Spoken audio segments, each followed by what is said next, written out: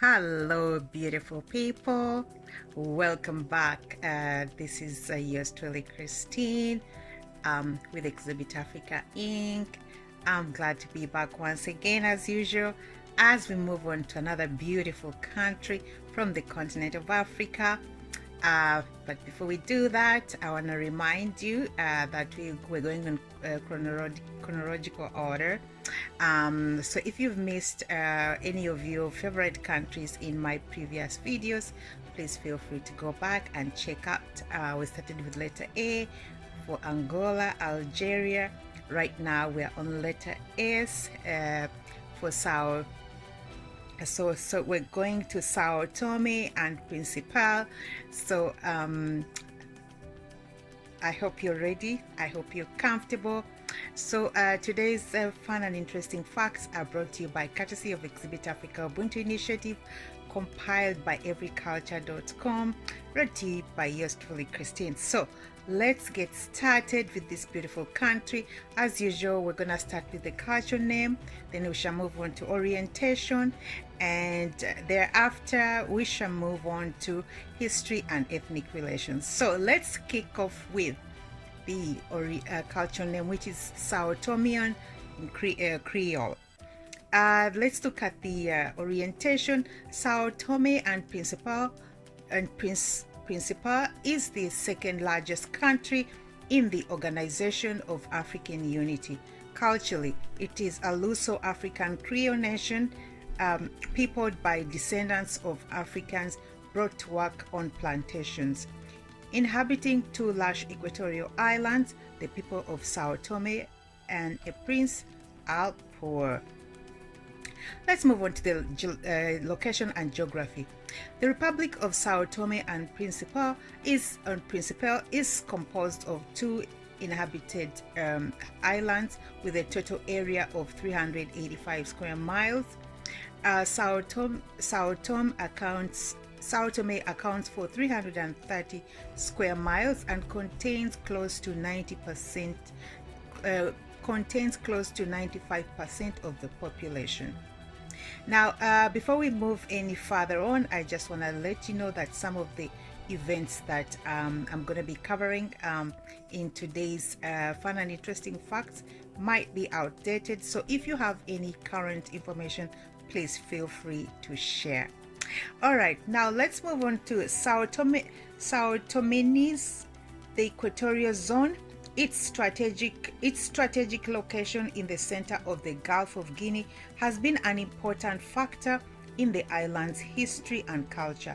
The island has served as a trading post and its strategic location was noticed by both sides during the Cold War. The topography is extremely rugged, with the exception of a small coastal plain on the northern coast where the capital and major population center. The city of Sao Tome is located. Steep hills, mountains, and ravines with narrow areas of flat terrain characterize the interior. Pico Sao Tome is the west central part of the island, which is the highest point. Steep hills known as morros that dominate the landscape are heavily forested. Agriculture is labor intensive, and the percentage of people dependent on agriculture continues to decline. The beauty of the island's tropical ecology has potential of the development of tourism. Poor communication and lack of infrastructure have kept the island relatively isolated and underdeveloped, but there has been steady growth in the number of visitors. Now let's move on to the demography. The population of 140,000, which is a 1999 estimate, is overwhelmingly of West African stock. It is a young population with the majority under the age of 30.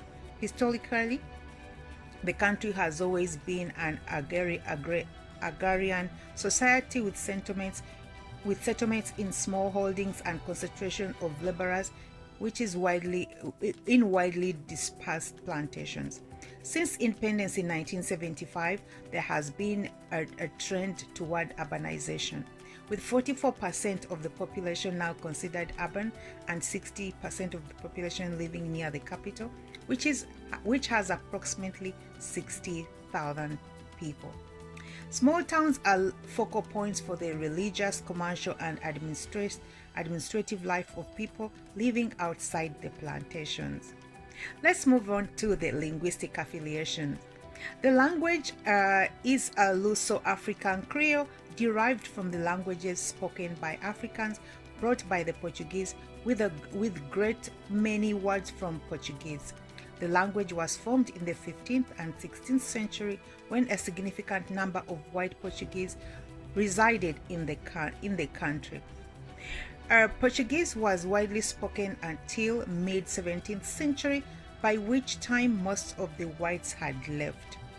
Portuguese is the main official language and the language of education. Sao Tomeans refer to their Creole language as Foro, Lunga Satome, or Dialecto. A mutually intelligible dialect of Fomo called Lingle is spoken in Principe.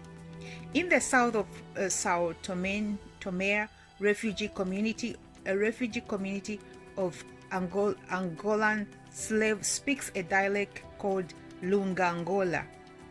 Since independence, children learn Portuguese at the early age.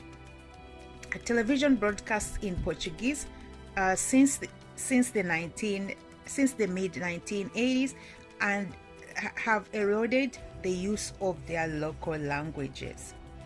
Let's look at the symbolism. The cross, the Trinity, and the saints are important Christian symbols. Historically, symbols derived from the early days of colonization include various symbols of Portuguese kings. Local cults typically use the African symbols of red cloth, iron, and wooden dolls. Other healing cults invest particular plots of land with symbolic and ritual significance as the dwelling places of spirits. During the first 20 years of single-party Marxist-Leninist rule, internationalist Marxist symbols predominated. After multi-party democracy was introduced in 1990, the parties developed unique symbols, and several newspapers use cartoons and symbolic drawings. A wooden doll with a silver of iron embedded on its chest and red cloth wound around its neck placed at the base of the tree constitutes a potent symbol. Let's move on to the ethnicity and let's look at the history and ethnic relations. Emergence of the nation. Sao Tome and Principe was uninhabited when it was sighted by the Portuguese explorers in 1471. A succession of estate and plantation systems brought Africans from the mainland, and their descendants shaped Creole culture. The emergence of the nation is linked to the roles and attitudes developed in response to the plantations and to the processes by which Africans became assimilated as free persons. The term Foro is synonymous with the national identity. The first Portuguese settlers landed in 1486 on the southwest coast. The settlement was abandoned as climate and disease took its toll, and there were no indigenous inhabitants from whom the settlers could buy food. The colonizers were unable to produce sugar or wheat as the royal charter had urged. The king, João II, then gave the captaincy of the island to Álvaro del Caminha, who began a settlement on the Bahia de Anachaves, the site of the present capital. Among the settlers were 2,000 Jewish children taken from their parents and converted to Christianity. In addition to the Jewish children, They were exiled convicts and prostitutes known as gregados. The free whites were government officials, soldiers, and traders sent to exploit the West African slave, spice, and sugar trade. The Royal Charter directed the Jewish settlers and the gregados to marry slave women and populate the island with their offspring. A second royal decree of 1515 granted free status to all African slave women given to their settlers and their offspring, and a decree in 1517 extended free status to the male African slaves of the early Jewish and convict settlers. Royal orders and actions by the king's magistrate prevented whites from trading in slaves born on the island. This created a large, free black and mixed race population that formed the nucleus of Sao Tomean culture. The African and European settlers transformed the island into a prosperous center of the slave and spice trades and an early sugar producer.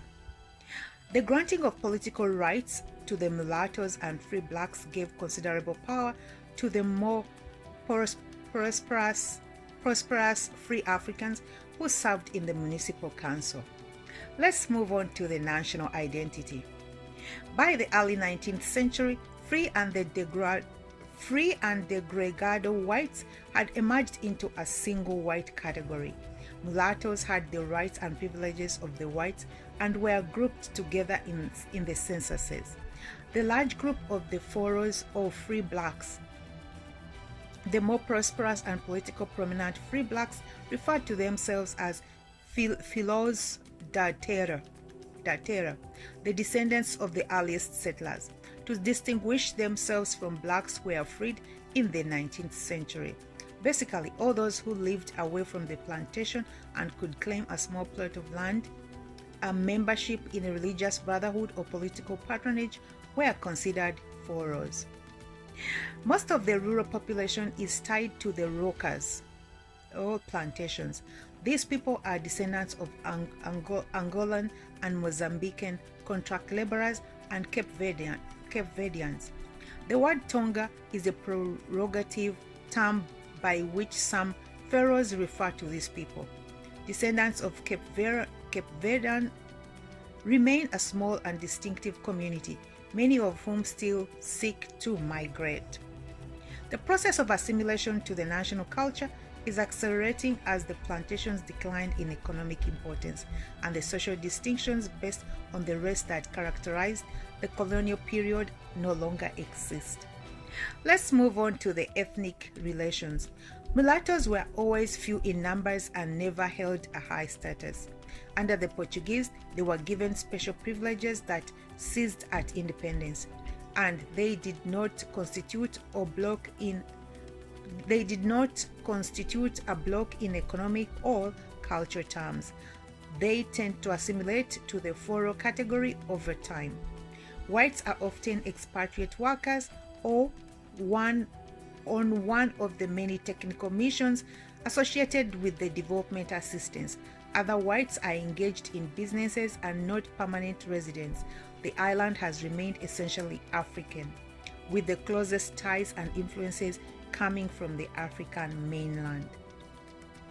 Now let's move on to urbanization, architecture, and use of space.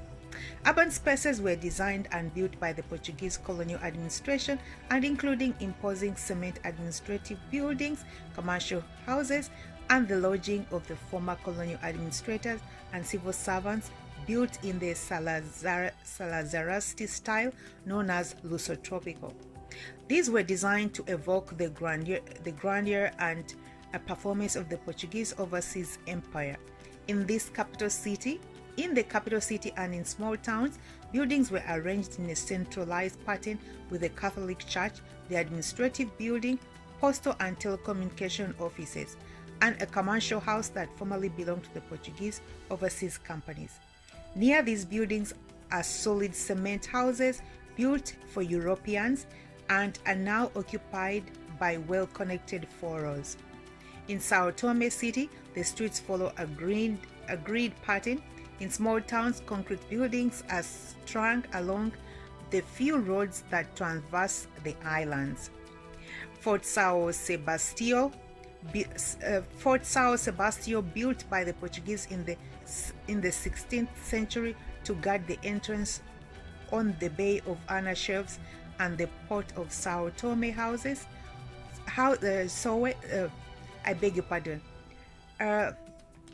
Portuguese in the 16th century to guard the entrance to the Bay of Anachevs and the port of Sao Tome houses the National Museum.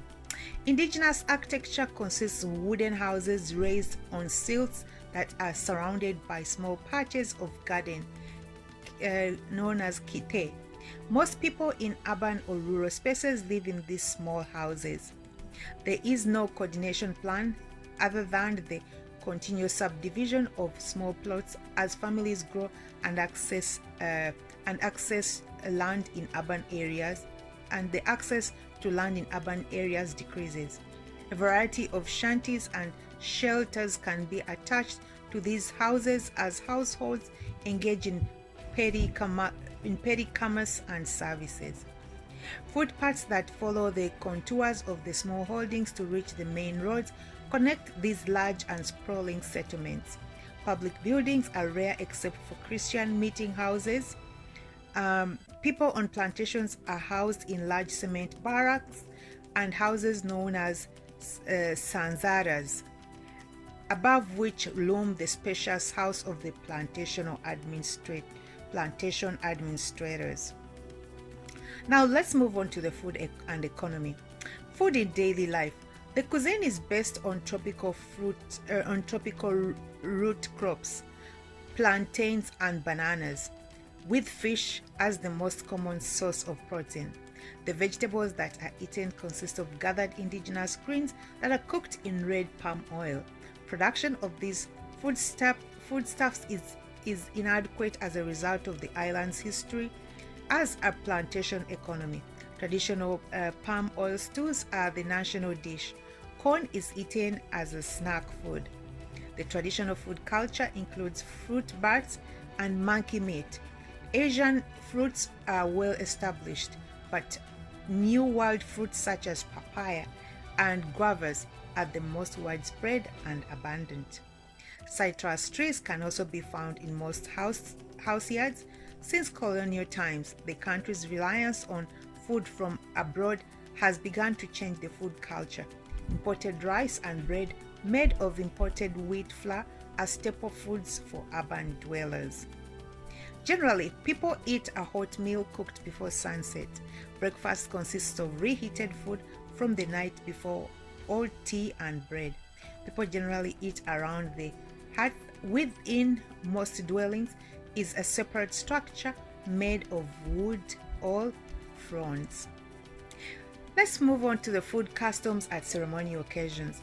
At weddings, baptisms, and funerals, people prepare a lavish table set in the Portuguese manner with a large array of dishes that are admired by the guests. Bottled beverages grace the table setting. These occasions are marked by roasted goat, chicken, or beef among affluent, wealthy families.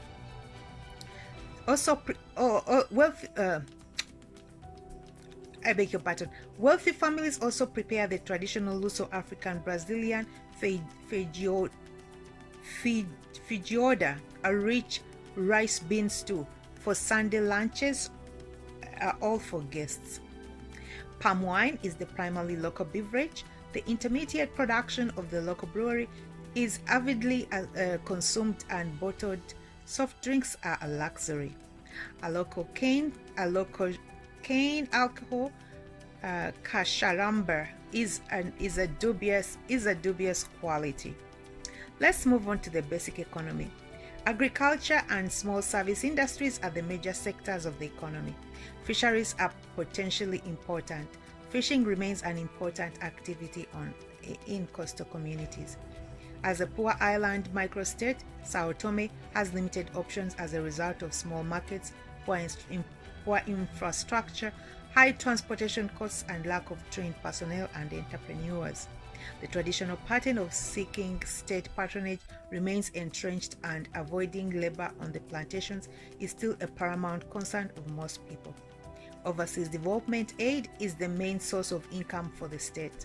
In the economic climate, corruption and inefficiency abound, public indebtedness is growing, and there are periodic riots over shortages. Let's look at the land tenure and property. At independence in 1975, 20 large Portuguese rockers owned 93% of the land. Over 11,000 native smallholds were crowded into the remaining land with tiny holdings called glebas. Squatters moved into abandoned areas on the rockers to grow native crops for subsistence and sale. In 1992, land redistribution was begun to give squatters and small farmers secure ownership of their land and make more land available to households that wanted to farm. Let's move on to the commercial activities. Smallholders grow root crops, vegetables, plantains, and bananas for local consumption. The major industries are virtually non-existent except for a few processing plants for food, beverages, and soap. Lodging has contributed to the economy but has had a negative effect on the environment. The natural beauty and the relatively healthy and safe environment have potential for tourism and ecotourism. Some investment in hotels and other tourist facilities have taken place. Let's move on to the trade. Traditionally, the plantation economy exported cocoa and coffee, imported rice, beans, salt fish to feed the plantation workers. Today, cocoa is the major export, accounting for over 90% of foreign exchange earnings. Cocoa and export crops such as coffee, coconuts, palm kernels are still grown on the plantation. Small amounts of high quality cocoa are exported. Major export partners are the Netherlands, Germany, and Portugal. Imports include machinery and electric equipment, food and petroleum products. Import partners include Portugal, France, and Angola.